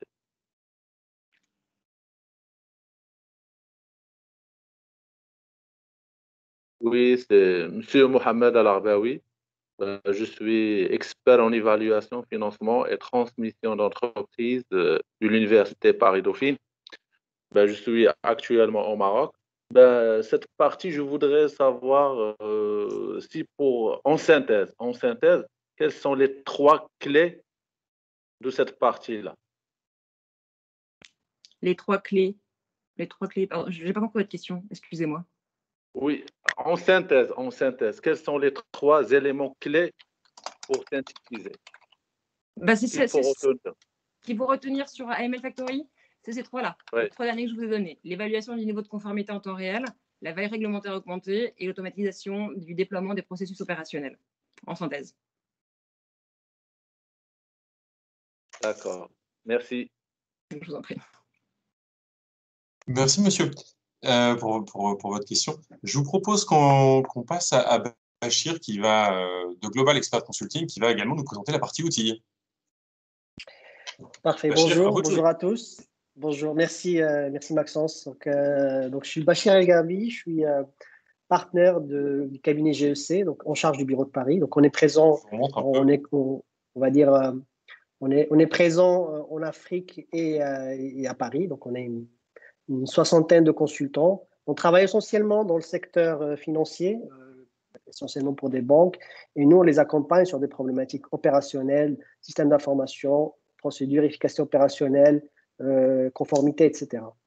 Donc, dans le cadre de nos activités aussi, on a accompagné des banques dans leur process de contrôle ACPR, que ce soit en amont sur le processus, on va dire, d'investigation, ou que ce soit sur le processus de sanction, donc sur toute la partie, on va dire, pilotage, des plans de remédiation, suivi avec les différentes entités, mise en place des procédures, etc. Dans le cadre de nos activités aussi, et c'est l'objectif ou l'objet de la présentation d'aujourd'hui, nous présenter une des solutions qu'on propose à nos clients, hein, donc, qui est la solution de RPA. Donc, c'est quoi la RPA? C'est la robotisation des processus métiers. Donc, c'est une nouvelle technologie, d'accord, qui rentre progressivement dans le marché et qui permet de simuler le travail d'un être humain ou remplacer le travail d'un être humain, d'un salarié, d'un collaborateur, par un robot, ce qu'on appelle un bot, qui exécute les mêmes traitements. Donc, le recours à cette automatisation se fait pour des process qui sont exécutés fréquemment, qui nécessitent beaucoup de temps de travail et d'efforts d'interaction humaine, processus qui inclut de nombreuses tâches répétitives manuelles un peu chronophages et par contre, ils doivent être basés sur des règles de gestion assez claires et assez simples, comme ça le robot peut traiter. Donc, slide suivant.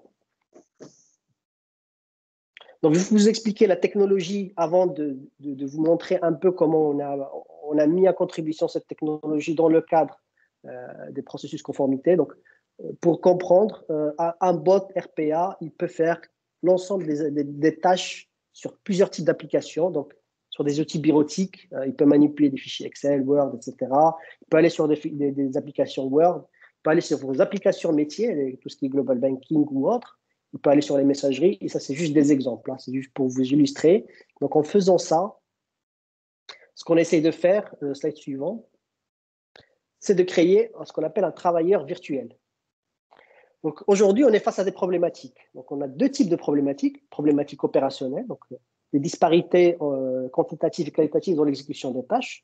Les processus sont souvent décorrélés entre ce qui est formalisé et ce qui est exécuté.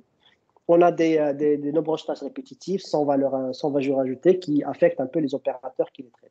On a aussi des problématiques IT. Donc aujourd'hui, on est dans des organisations où la complexité des SI elle est très élevée, avec un nombre important de partenaires externes, internes, et on a des coûts et des durées de projet qui sont incompatibles avec le time to market et incompatibles avec les exigences de mise en place dictées par les régulateurs. Donc, la solution RPA vient pour apporter un large panel de fonctionnalités. Une implémentation non invasive, ça veut dire qu'on ne change pas le SI du client pour pouvoir mettre en place cette technologie-là. Il assure une grande compatibilité avec les SI préexistants. Bien sûr, en robotisant, on se conforme plus avec les réglementations et les standards parce que le robot, de toute façon, ne déviera pas par rapport à la ligne de conduite qu'on lui a fixée. Et une faculté d'automatisation de processus de bout en bout. Donc, on est capable d'aller ouvrir un dossier client sur le SI, lire les fichiers PDF, je donne un exemple, vérifier que les informations saisies sont celles qui sont sur le SI, en vérifiant les pièces d'identité, etc. Et faire tout le traitement qui voit ici. Donc, en termes d'avantages, on a une conformité renforcée. Quand on met un robot, on a la capacité de traitement 24 heures sur 24, 7 jours sur 7, sur 365 jours. On a une augmentation de la productivité, réduction des erreurs humaines, on a plus de flexibilité et d'évolutivité et une réduction du coût. mais surtout, on a une valorisation du travail parce que les salariés qui ne sont pas sur des tâches robotisables ont, on va dire, l'opportunité de travailler sur des tâches à plus de valeur ajoutée. On peut aller sur le slide suivant. Donc, juste pour vous dire, nous, on utilise une solution qui s'appelle Automation Anywhere, qui est le leader du marché mondial des solutions RPA. Donc, on est partenaire, distributeur de leurs outils, mais aussi on propose nos solutions et nos robots sur cette base-là. Juste pour vous donner un exemple sur l'utilisation de cette solution dans le secteur financier, donc on a des banques ou des structures qui utilisent jusqu'à au moins 1000 bots dans leur système d'information actuel. Je prends l'exemple des Goldman Sachs, dont les effectifs de traders ont drastiquement, on va dire, diminué et leurs effectifs IT ont doublé ou voire triplé pour piloter l'ensemble des robots qui gèrent le trading. Prochain slide. Donc, la RPA, c'est une technologie, on va dire, assez large qui peut s'appliquer sur tous les domaines. Nous, on a une verticale sur les services financiers et donc on peut aller traiter des crédits, on peut gérer la relation client, on peut traiter toute la partie données et la comptabilité. Ce qui nous intéresse ici, c'est de voir un peu ce qu'on peut faire en termes de conformité avec la RPA. Donc, tout le process KYC et vérification des données, ça, un robot peut le faire. Toute la partie contrôle, AML, etc. La partie vérification des sanctions, le traitement des alertes anti-blanchiment et tout le reporting réglementaire, on peut mettre en place des robots qui permettent de faire ces actions-là. C'est juste pour voir un peu la projection de cette technologie sur la thématique qui nous intéresse aujourd'hui. Bachir, juste une question. Quelle est la réaction des différentes banques ou établissements bancaires lorsque vous présentez justement ces solutions? Est-ce qu'il y a une confiance qui est accordée à la technologie? Est-ce qu'on est plutôt sur un modèle encore où on privilégie l'humain? Alors, ce qu'il faut dire effectivement, donc on se pose la question, est-ce que la solution qu'on mettra en place, est-ce qu'elle va être acceptée par la CPR, etc. Est-ce que ça sera facile à mettre en place, facile à piloter? Donc nous, on a une approche qui est différente. Nous, on commence toujours avec un POC, une expression, on va dire une proof of concept. Donc on vient chez les clients, on prend un process, on le robotise, on le laisse vivre en production, on compare les résultats, on recalcule le retour sur investissement, et c'est là où on voit qu'au fur et à mesure, des demandes commencent on va dire la réflexion stratégique évolue et on essaie d'élargir le scope d'automatisation à notre process. Mais ce qu'on sent, c'est qu'il faut toujours que le premier robot et le premier soit fait en mode démonstration, comme ça il regarde de plus près comment ça fonctionne. D'ailleurs, sur le slide suivant, donc je vous montre l'exemple qu'on a fait récemment avec une banque avec qui on a mené un chantier de robotisation d'un de ces process. C'est le process de traitement des alertes KYC et l'anti-blanchiment. Donc, l'idée, ce qu'on s'est dit, c'est qu'on veut mettre en place un back-office hybride, en fait, une direction conformité hybride, qui sera composée des compliance officers, mais avec laquelle on a greffé un digital compliance officer, donc c'est un travailleur virtuel, d'accord, pour répondre à une problématique qui est très simple. Aujourd'hui, sur les outils de filtrage, on a une limite sur les alertes. Ça veut dire que on a des clients qui entrent en relation, on a des homonymies de ces clients-là avec des personnes qui sont susceptibles d'être sur des listes de gel de avoirs, des listes de terroristes. Et vu la nature de leur clientèle, la plupart des cas détectés sont des homonymes. On ne peut pas aller vers plus d'affinage parce qu'on va aller se diriger vers l'exact match qui est prohibé par le régulateur. Et du coup, c'est une direction conformité, elle est face à la problématique où 80% de leurs alertes sont des fausses alertes.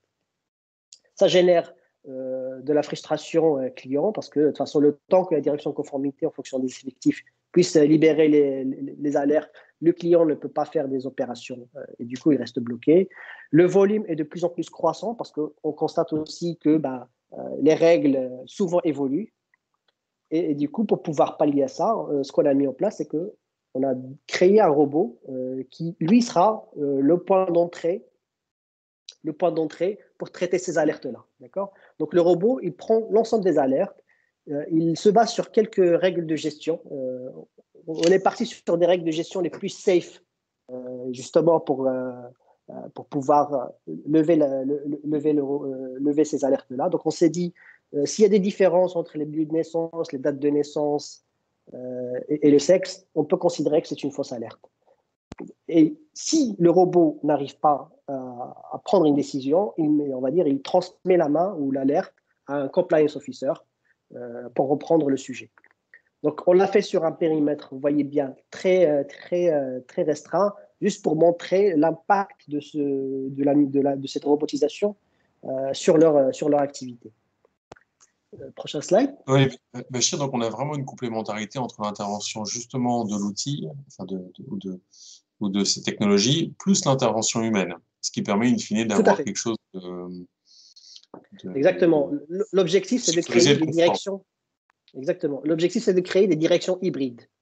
Donc, où l'humain, il est revalorisé parce que s'il ne traite pas des alertes, on va dire des fausses alertes, il va se concentrer sur des alertes où il y a plus de valeur ajoutée, plus d'investigation, en tout cas plus de travail de réflexion et plus d'efforts cognitifs, ce qu'on demande à un être humain. Voilà. Donc, juste pour vous illustrer un peu le fonctionnement, pourquoi on dit que c'est un vrai travailleur digital? Parce que le robot, au début de journée, il va ouvrir une session sur l'outil de filtrage, d'accord? Il va chercher ses alertes, il va les prendre une par une, il va récupérer les données du client, il va récupérer là où il y a eu on va dire, un match avec une personne sur une liste de jeux des avoirs, une liste de terroristes, etc. Il va comparer sur la base de 3 infos et s'il y a un moyen de lever l'alerte, il va la lever. Sinon, il va préparer un mail qui va l'adresser à un compliance officer pour dire reprenez la main, moi j'ai pu faire cette partie du travail et le reste, c'est à vous de prendre parce que je n'ai pas les éléments pour me permettre de prendre la décision. Donc l'idée, effectivement, c'est qu'au fur et à mesure, on affine les alertes pour qu'on ait un taux de traitement par le robot assez élevé. Donc aujourd'hui, si on va sur le slide d'après, donc ce qu'on compare, c'est qu'un être humain, en tout cas un opérateur humain, il passe 5 minutes par alerte, d'accord? Sachant qu'il ne peut pas dédier plus que 50% de son temps pour le travail à des tâches répétitives et qu'il ne peut pas dépasser 8 heures par jour. Et en comparaison, le robot, il prend 1 minute 50 pour traiter une alerte, d'accord? Et du coup, on peut le mobiliser 24 heures sur 24, 7 jours sur 7, toute l'année. Même le soir du Nouvel An. C'est pratique quand même. Même le soir du Nouvel An, il n'y a pas de grève, il n'y a pas de congé maladie. Tout. Parfait. En termes de ROI, qu'on a calculé uniquement sur ce petit process, hein, c'est vraiment un tout petit périmètre de l'activité de la direction conformité. C'était notre point d'entrée qui maintenant nous ouvre le chemin pour pouvoir robotiser le process. Donc, ce qu'on constate, c'est que sur une année, on est capable, sur ce process-là, on robotise 760 heures, qui correspond à presque 6 mois d'un travail d'un compliance officer. Donc, ça génère presque une économie sur les heures de travail par an de 19 000 euros et une productivité supplémentaire de 15 000 euros parce que 80% de la charge qu'on robotise, elle est dédiée à faire autre chose. D'accord? Et donc, du coup, rien que sur ce process-là, on dégage 14 000 euros presque d'économie annuelle moyenne. Merci, Bachir. Alors, nous avons quasiment terminé notre webinaire. Est-ce que vous avez, pour votre partie, je dirais, est-ce que vous avez encore des points à ajouter? Bachir, est-ce que c'est bon pour vous? Pour moi, oui. Maintenant, il y avait des questions, je pense, en termes sur la RPA. Donc, la première question, c'était est-ce que le POC est gratuit? Oui, le POC est gratuit, mais il faudra qu'on voit sur quel périmètre, etc. Donc, ça doit être vraiment un POC sur un périmètre bien maîtrisé. En moyenne, on pourra avoir des discussions, si vous voulez, plus tard. Pour le traitement des alertes AML, opérations suspectes ou inhabituelles, comment le bot pourra traiter ces alertes qui doivent faire l'objet d'investigations qui nécessitent l'intervention de l'IMA. Donc, ce que j'ai expliqué dans le cadre de la présentation, c'est que si le robot a tous les éléments pour prendre une décision, il prend une décision. S'il n'a pas les éléments, il transmet à un compliance officer par mail, donc pour lui dire tel type d'alerte ou tel numéro d'alerte nécessite un travail d'investigation supplémentaire. Merci. Est-ce qu'on a, voilà, d'autres... Oui. Est-ce qu'on a d'autres questions ou est-ce que vous souhaitez encore intervenir? Il y avait c'est Jean-Guillaume à l'appareil. Il y avait une question sur l'accompagnement des banques lorsqu'elles acceptent des virements provenant d'échanges en crypto-monnaie. Donc peut-être 2 points. D'abord, tout ce qui provient de plateformes européennes ou américaines, normalement, c'est réglementé. Ça, c'est le premier point. Et le deuxième point, c'est à partir du moment où l'établissement souhaiterait faire de la conversion de crypto en monnaie fiat ou inversement, à ce moment-là, il faut depuis peu d'ailleurs, il faut enregistrer un programme de l'activité à l'AMF en France. Voilà ce qu'on peut dire. Je ne sais pas, Alexis, si tu veux ajouter quelque chose. Bon, sur ce point, c'est très clair. Ok. Voilà, moi, me semble-t-il, pas d'autres questions sur ma liste. Jean-Guillaume, merci beaucoup. Merci. Si je peux me permettre, je vais demander à Badr de faire un petit témoignage sur le bot qu'on a déployé parce qu'il a vu en conditions réelles. Et c'était Louis le commanditaire de ce bot. Donc, s'il peut faire un petit mot, s'il peut faire un petit témoignage rapide. Oui, effectivement, je peux confirmer que dans le cadre de cette première idée un peu pas folle, mais qui avait quand même un rationnel derrière, c'était de libérer du temps plutôt pour de la vraie valeur ajoutée pour les compliance officers ou pour les analystes. On avait travaillé ensemble avec Bachir sur ce POC-là. Nous, en expertise métier, et lui avec ses équipes, ses ingénieurs qui ont pu reproduire à l'identique les travaux réalisés par les analystes financiers lorsque cela était vraiment accessible à une décision qui s'appuie sur des facteurs clairement définis dans les bases clients, d'où la nécessité d'avoir une base client qui soit fiable. Effectivement, ce bot-là nous a permis de rationaliser le temps de travail. Ce temps de travail ne s'est pas traduit, en tout cas sa rationalisation ne s'est pas traduite par la réduction des effectifs. Bien au contraire, les effectifs sont restés là et ont permis de continuer, en tout cas, d'être déployés par ailleurs, ce qu'on n'est jamais suffisant. Hein. Vous posez la question à tous les directeurs de la conformité, ils vous diront tous qu'ils ne sont jamais en effectif complet. Il y a toujours besoin de rajouter, de renforcer. Et bien justement, ça fait partie des axes qui permettent de rationaliser les effectifs et de concentrer les efforts là où il faut aller participer à la robustesse des dispositifs en place. De même, je pense aussi, Charlotte pourra le préciser, avec l'ensemble de ces outils, l'objectif n'est pas de réduire les effectifs, mais plutôt d'alléger la charge de travail pour pouvoir se concentrer sur l'essentiel et pouvoir justement renforcer les dispositifs existants. Je dirais même plus, à vrai dire, je pense qu'aucun compliance officer n'a signé pour faire des extractions d'outils, pour faire des reporting ou pour espalucher des sites internet pour faire la veille réglementaire, mais bien pour avoir ce petit côté investigation, analyse, traitement, etc. Voilà. Donc nous, l'objectif, c'est vraiment de revaloriser le travail d'un AML officer. Donc c'est un... Bon, écoutez, merci à tous, c'est 19h34 maintenant. Donc, je vous propose qu'on souhaite une belle soirée. Donc, merci vraiment. Merci au cabinet Gide, à M. Jean-Guillaume de Tocqueville et à M. Alexis Banzang pour vraiment leur appui sur la partie juridique. Donc, si vous avez des questions sur le plan juridique, pensez au cabinet Gide. Voilà. Sur la partie opérationnelle, merci beaucoup à M. Waladi et à Mme Bonmichel du cabinet Montagne Advisory. Même chose, vous avez des questions opérationnelles, des questions réglementaires. Vous pouvez vous adresser à Badr, à Béatrice et à moi-même également, parce que je fais partie de la structure. Et sur la partie outils, merci beaucoup à Charlotte Godin et puis à Bachir pour vos interventions. C'était aussi très intéressant d'avoir cette partie outils qui complétait la partie peut-être plus traditionnelle, on va dire. Merci à tous. Merci à tous. Excellente soirée. Bonne soirée. Merci beaucoup.